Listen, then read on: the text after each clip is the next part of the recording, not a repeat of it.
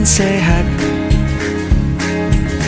Bersama guru yang hebat, penuh cinta dan bersahabat, mendidik dengan tulus. Gunakan 7 jurus, kenali potensi, kelola emosi, tumbuhkan resiliensi. Bismillahirrahmanirrahim. Assalamualaikum warahmatullahi wabarakatuh. Ketemu lagi di hari Kamis di kelas yang lumayan lengkap. Siapa yang nggak ada? Aska. Kemana Aska? Izin. Oke. Izin tuh kemana sih? Izin tuh kemana? Izin apa sakit? Izin.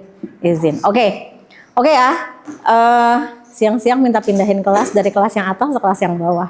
Oke ya. Hari ini kita akan bahas tentang cara mengelola emosi. Sebelumnya Bu Ina udah kasih Google Form kan, yang judulnya main emosi. Udah diisi. Bu Ina lihat ada 14, ditambahan Nina 15. Dari total 23, dikurang 15, ada sisanya 8. Yang belum siapa isi? Bu, yang saya tahu mesti gini, soalnya di Google saya nggak bisa naruh fotonya. Kamu kenapa belum? Tiduran. Bukan karena ngajian soal matematika? Bohong banget, Kamu? Indo, kamu? Udah ngerjain. Oh udah. Indo tuh ngomong-ngomong Indo tuh KI. Tar lu, nanya dulu. Bram, perasaan kamu suruh ngerjain KI gimana Bram? Ya, Cukup tertekan. Hari ini kita mainan dulu kayak biasa. Ada kartu. Masing-masing ambil 1, ambilnya bebas ya. Mau ambil 2 juga boleh kalau masih ada mah. Ini kalau nggak salah ada 30 deh kartunya. Oke ya. Ambilnya di sini. Hati-hati kesandung. Oke? Enggak gitu dong. Ya. Mau lari, kalau lari berarti harus ke belakang. Ambil di mana? Di bawah, di atas? atas di atap. Hah? Bagi-bagi aja Ibu. Nggak seru. Ya udah. Gozi ngambil terakhir. Lah, ya betul. Di meja Gozi ngambil terakhir. Oh, iya. Oke nggak? 1, 2, 3. Iya. Maksimal 2, nggak boleh 3. Maksimal 2. Jatuh kan?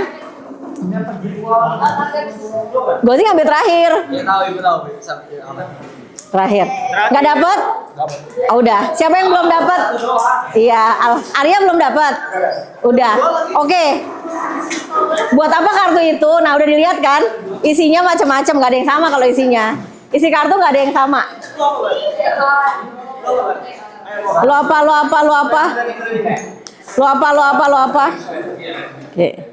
Oke ya.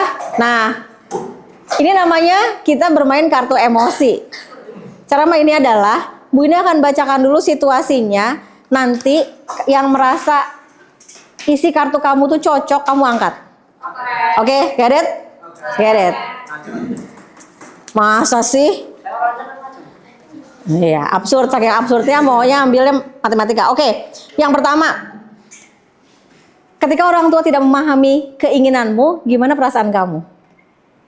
Boleh diangkat apa Maira? Cemas. Ada lagi? Nggak ada, cuma 1. Apa? Sedih. Ada lagi? Apa? Tersinggung. Ada lagi? Nggak ada. Oke. Kartu kedua. Nih, ini agak dalam nih. Dimarahin karena kesalahan yang bukan kesalahan kamu. Apa kartunya? Kesel. Ada lagi? Arya? Kecewa. Akmal? Berpikir. Coba ya. Dia dalam kondisi itu aja dia mikir. Mikir kira-kira penyelesaiannya gimana ya gitu. Aduh ya Allah. Oke. Yang ketiga. Jadi pembicara di forum internasional. Apa? Khawatir. Sarah dulu. Minder. Malu. Apa? Takut. Enggak ada yang positif. Bahagia. Minder, malu, takut, nggak ada yang positif.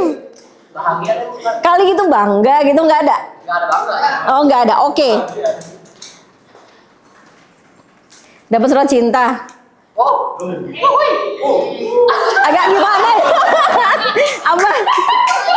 Bahagia. Ada lagi? Apa Haira?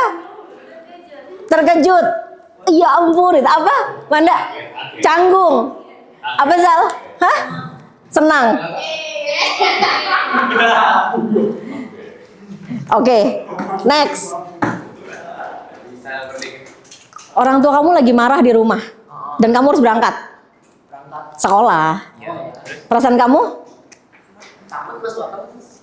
Masuk akal dong. Terus? Hah? Panik. Ini nggak ada yang cocok. Ada lagi apa? Akola? Bingung. Nih, Ada sih kehilangan. kirain Anda mau bilang biasa itu bukan? Oke, selanjutnya. Oh, ganti ya. Apa nih bu? Ganti. Gagal ikut lomba yang kamu suka. Sedih. Sedih. Ada lagi. Sedih, Bu. Apa gas? Nyesel. Berpikir lagi. Kemarin kalau nggak salah hasilnya Akmal tuh investigatif, makanya mikir mulu kerjanya. Lagi rame OSN geografi mal, gimana dong? Oke, terus ya. Diminta bantuin sama temen. Perasaan kamu? Minta bantuin. Diminta bantuin sama temen. Anything. Bahagia. Ada lagi? Apa? Ngerasa dihargai. Oke, terus bahagia juga. Ada lagi? Nggak ada. Apa? Kasian. Iya benar, benar loh, benar loh. Terus, udah nih, menang lomba antar sekolah. Apa? Menang lomba antar sekolah apa? Menang lomba. Apa? Apa Sal? Senang kamu? Bahagia. Hah? Terharu. Bersyukur. Bahagia lagi. Nggak ada yang bangga. Nggak ada yang pegang kartu tulisannya bangga. Nggak ada, serius. Jadi siapa kartu itu? Terus Berpikir sama. Berpikir gitu kok bisa menang sih? nilai ulangan paling rendah di kelas padahal udah belajar semalaman. Apa? Khawatir. Cemas, minder, takut, sedih, nyesel, Berpikir. mikir mulu. Wow. Wow. Oke, udah. Kalau nanya sekali lagi jawabannya Akmal tuh akhirnya mikir lagi. Oke, Kartu dia bisa. oke, kita cukup dulu, dikumpulin dulu. Apa yang kita dapat dari permainan tadi? Apa yang kamu dapat dari permainan tadi? Emosi. Nggak dapat apa-apa. Apa? Mengekspresikan emosi. Bara? Ekspresi emosinya kurang banyak. Ekspresi emosinya kurang banyak. Oke, ada lagi nggak yang kamu dapat? Hah? Jujur. Ada lagi? Berpikir. Mikir kan? Tumben bukan gagas. Terus gimana perasaan kamu?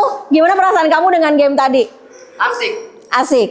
Oke. Tapi kamu notice nggak sih? Kamu notice nggak? Yang pertama tadi. Kalau Bu Ina notice ya. Ternyata kamu lebih mudah mengungkapkan perasaan tuh yang negatif. Ketika ada event yang besar aja, yang keluar tuh emosinya negatif. Oke. Yang kedua, setiap orang itu emosinya bisa beda-beda.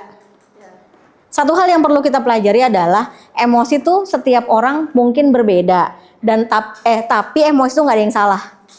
Oke ya. Jadi kayak tadi misalnya Manda merespon emosi tuh nggak ada yang salah. Kalau Manda bilang kasihan ketika diminta bantuan sama temen dia kasihan, wajar aja. Jadi untuk kita emosi kita semuanya wajar, ya nggak? Iya. Kalau kita seneng kita nangis, kita sedih kita nangis, kita begini begitu kita nangis itu wajar. Ya nggak sih? Ada yang kalau seneng flat aja, kalau kesel marah, buat dia semuanya wajar. Jadi emosi orang itu dikembalikan ke orangnya nggak ada yang salah. Akan menjadi salah ketika kita mempersepsikannya dalam persepsi kita. Dalam banyak situasi mungkin kita ketemu hal-hal yang bikin nggak enak. Entah itu cuma kita ngerasa nggak enak aja tanpa bisa bilang perasaan kita tuh apa. Kita bingung gitu. Jadi kalau misalnya kamu datang ke sekolah dalam kondisi nggak enak di rumah, terus kamu tuh datang juga moodnya nggak enak, tapi kamu nggak bisa bilang perasaannya apa. Pernah nggak kayak gitu? Ya kan? Selalu. Selalu bingung. Padahal penting banget buat kita tuh kita bisa menamai emosi. Kita berharap orang itu bisa memvalidasi emosi kan. Contohnya waktu Hanif minta pindah dari kelas ini.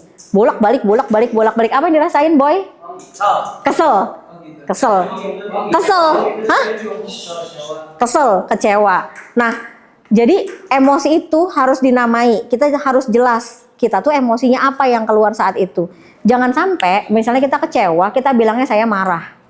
Karena konteksnya akan berbeda. Gitu ya. Yuk. Kita belajar satu-satu. Nah, jadi emosi itu sebenarnya punya kuadran. Ya, bukan matematika, bukan.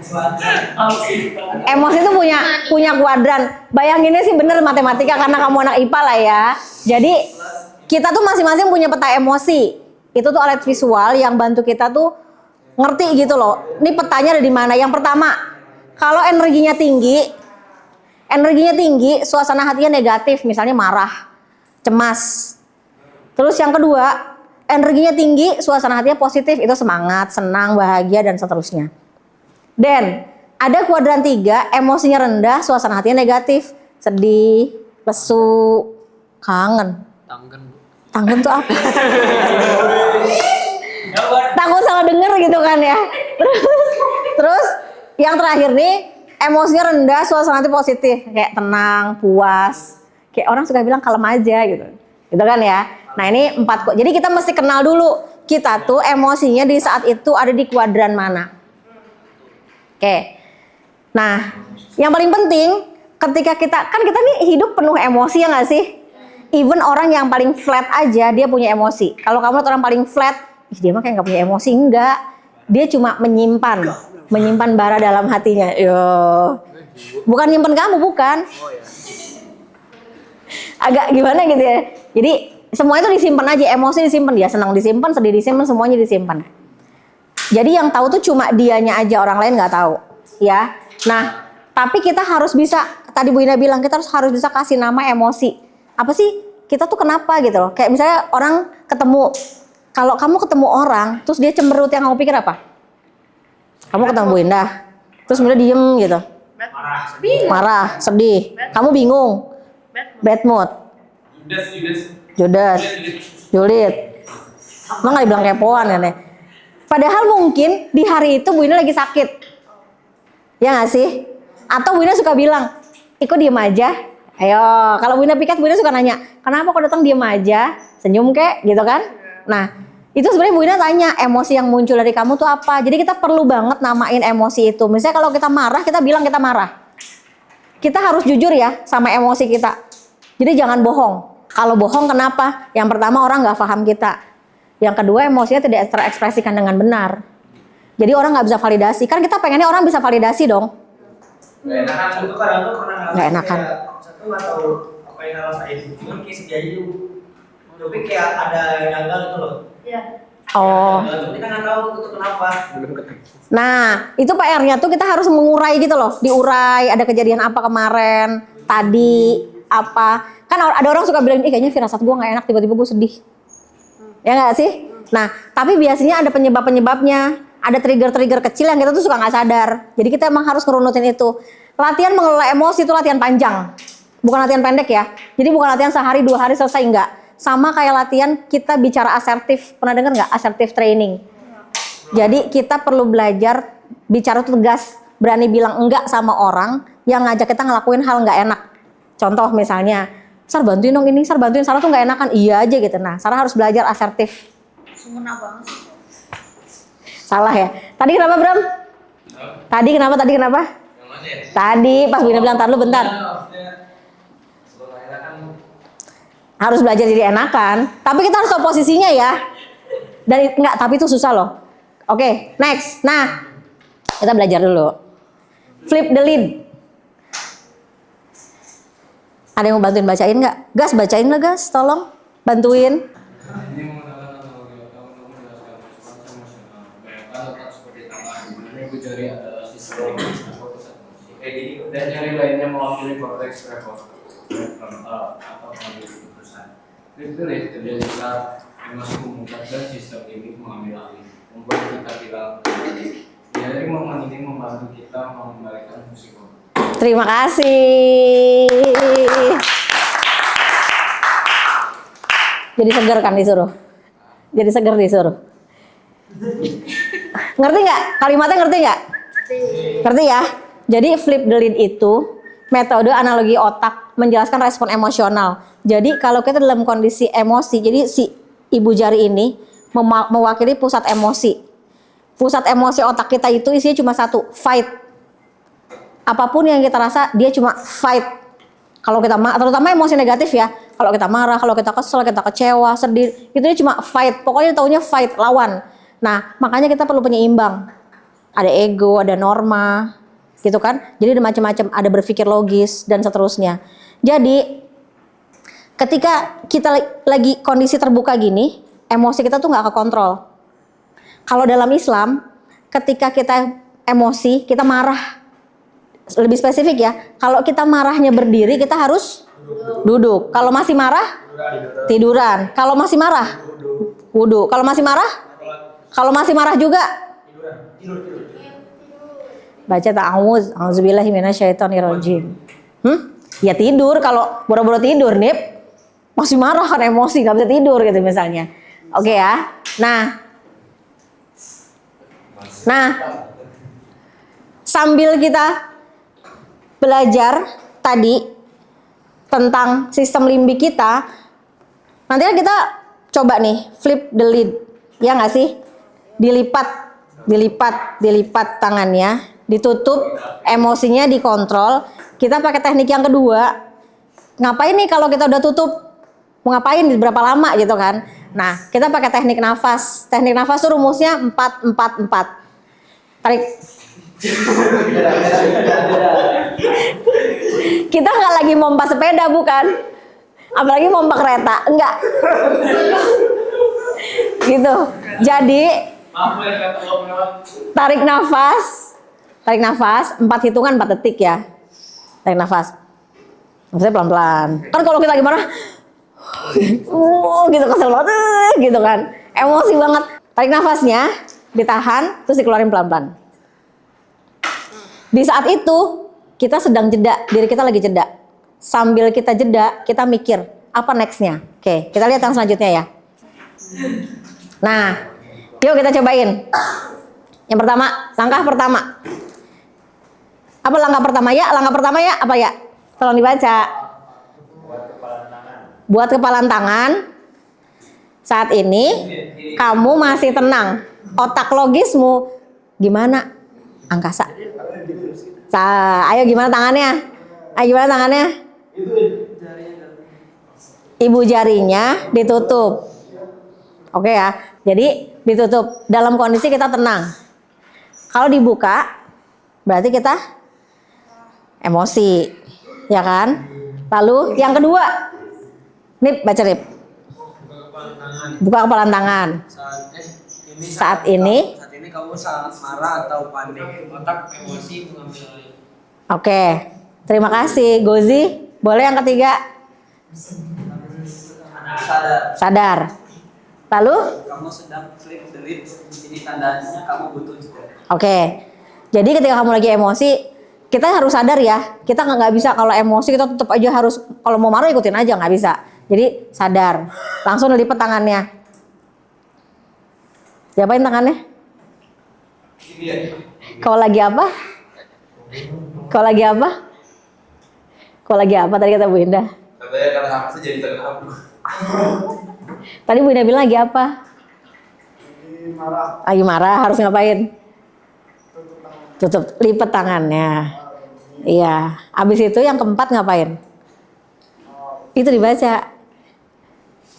Angkasa Raya Samudra dibaca. Oh maju, boleh. Sini. Maju depan juga boleh kok. Yang keempat. Langkah 4 ngapain? Tenangkan diri. Tutup lagi. Gunakan. Gimana coba? Ayo gimana? Praktekin lo. Kan udah nih. Lagi marah. Praktekin marah yang mana? Lagi marah. Terus.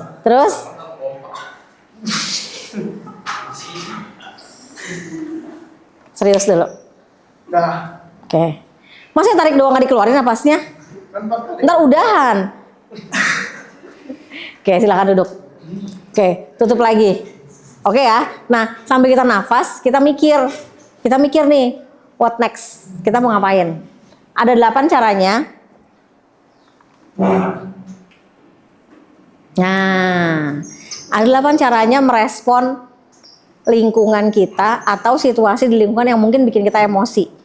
Yang pertama yang paling mudah yang mana menurut kamu? Walk away. Walk away itu ngapain? Misalnya Hanif dimarahin Bu Indah.